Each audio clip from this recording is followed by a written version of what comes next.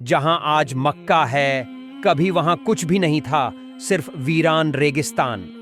اللہ نے حضرت ابراہیم علیہ السلام کو حکم دیا کہ اپنی بیوی ہاجرہ اور بیٹے اسماعیل کو اس سونی سرزمین پر چھوڑ دیں۔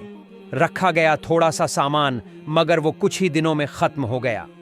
ہاجرہ علیہ السلام نے پانی کی تلاش میں صفا اور مروہ کے درمیان بار بار دوڑ لگائی، مگر پانی کہیں نہ ملا۔ آخرکار اللہ کے حکم سے ایک فرشتہ نازل ہوا اور زمین سے پانی کا چشمہ پھوٹا، جسے آج ہم جمجم کہتے ہیں۔ یہ قصہ نہ صرف قرآن میں بلکہ بائبل میں بھی ذکر ہوا ہے۔ جینیسس 21 میں اس جگہ کو پران کہا گیا ہے، اور پھر دیوتانتر 33:2 میں ایک عجیب و غریب پیش گوئی ملتی ہے۔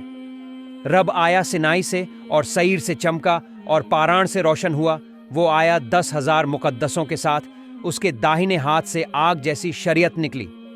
اس کا مطلب سینائی حضرت موسیٰ علیہ السلام، سعیر حضرت عیسیٰ علیہ السلام، اور پاران وہی مکہ کا علاقہ جہاں سے حضرت محمد صلی اللہ علیہ وسلم کا اجالا پوری دنیا میں پھیلا۔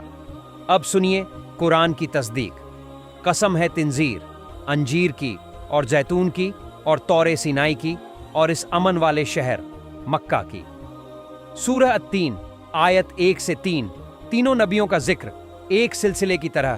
طور سینا، موسیٰ علیہ السلام زیتون، عیسیٰ علیہ السلام کا علاقہ، اور مکہ جہاں خاتم النبیین آئے۔ قرآن اور بائبل دونوں ایک ہی حقیقت کی طرف اشارہ کرتے ہیں، اور وہ یہ کہ مکہ صرف ایک شہر نہیں بلکہ نبوت کی تکمیل کا مرکز ہے۔